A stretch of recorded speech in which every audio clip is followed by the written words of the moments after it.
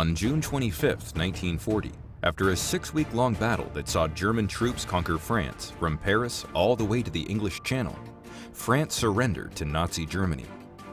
Hitler was now the undisputed master of most of Europe, and only Britain stood in the way of the Führer's ambitions. Despite endless threats from Hitler, the brave citizens of Britain refused to surrender to the Nazi war machine. So Hitler decided to crush the island nation and bring it under the Nazi jackboot. Hitler's plan was simple. His air force, the Luftwaffe, greatly outnumbered the British Royal Air Force. So the Luftwaffe would use its massive fighter force to sweep the skies of Royal Air Force planes, while German bombers pounded British airfields and aircraft factories, thereby destroying Britain's ability to defend itself from attacks from the air. With the Royal Air Force destroyed, the Luftwaffe would then turn its attention to smashing the British Royal Navy from the air. And then, with both the Royal Air Force and Royal Navy out of commission, nothing would stand in the way of a Nazi invasion of Britain. But there was one thing that did stand between Britain and Hitler, and that was the 900 fighter pilots of the Royal Air Force. And at the tip of that spear were the 360 courageous young men who flew the Supermarine Spitfire. Though not as numerous as the Hawker Hurricane, the Spitfire was a superior fighter. Fast and maneuverable, it was regarded as the best fighter aircraft in the world at the time. It was the Spitfire and its pilots that would bear the brunt of the German attacks on Britain. But there proved to be one very big problem. It seemed that the Spitfire had a very serious design flaw that hadn't become obvious in testing, and would only become obvious in the heat of battle. The Spitfire was powered by a massive Rolls-Royce Merlin V12 engine that could crank out over 1,300 horsepower. This beast of an engine, while incredibly powerful, had a very serious problem. Namely, the engine used a carburetor. Although carburetors are rarely used by current modern engines, during World War II, carburetors were a very common design feature in both ground and air vehicles. A carburetor works by mixing fuel and air together and feeding the resulting mixture into the engine. But carburetors were never designed or intended for use in high-performance fighter aircraft.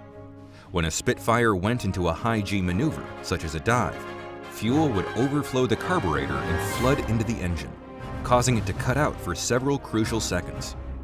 These engine failures would occur during the most intensive combat maneuvers, such as diving to get away from a pursuing aircraft or while attacking an enemy fighter, meaning the Spitfire's engine would fail at the most critical, heart-stopping moments, moments that could mean the difference between the life or death of a Spitfire pilot. The Spitfire's main German opponent, the Messerschmitt Bf 109, had no such problems. The Daimler-Benz DB601 engine that powered the Messerschmitt had traded the primitive carburetor for a modern fuel injection system, which allowed the German fighter to perform steep dives and other high-G maneuvers that the Spitfire just couldn't match. So the Royal Air Force had its back against the wall, with its most valuable fighter plane hobbled by a serious flaw, and with no time to design and implement a fix to existing Spitfires. It looked like the Royal Air Force and Britain were doomed. Then, in stepped a young Englishwoman named Beatrice Shilling. Beatrice, or Tilly to her friends, was an anomaly in 1940. A young, talented aeronautical engineer who worked in a British military establishment dominated almost entirely by men. On top of her day job designing high-performance aircraft, she also raced cars and motorcycles and had won several racing trophies. Tilly came up with the solution to the Spitfire problem that was simple but remarkably ingenious. She devised a small metal washer that could be placed inside the Spitfire's carburetor. This tiny metal washer functioned as a fuel flow restrictor that would keep the engine from flooding. Under high-G maneuvers, the restrictor would keep excess fuel from overflowing the carburetor and cutting out the engine, while under typical conditions, it would let through enough fuel to allow the engine to function as normal. The little metal washer was officially labeled the RAF restrictor, but of course, some smart-ass fighter pilot went and dubbed it Miss Shilling's orifice. Beatrice Shilling's simple little fix for the Spitfire worked, and Britain was back in the fight.